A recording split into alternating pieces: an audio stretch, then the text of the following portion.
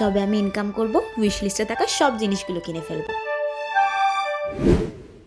কি রে, আন্টি তো বললো তোর নাকি জব লেগে গেছে। হ্যাঁ রে, এত বছর ধরে স্ট্রাগল করে করে ফাইনালি জবটা হয়েছে। আর বল, ফার্স্ট ইনকাম দিয়ে কি করবি ভাবলি? যবে আমি ইনকাম করব উইশ লিস্টে থাকা সব জিনিসগুলো কিনে ফেলবো।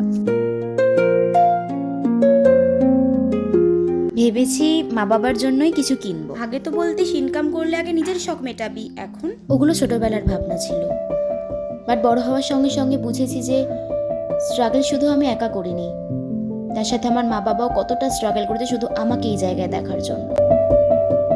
তাই আজকে আমি ওদের জন্য কিছু করতে চাই। আর বাকি রইল আমার খুশির কথা।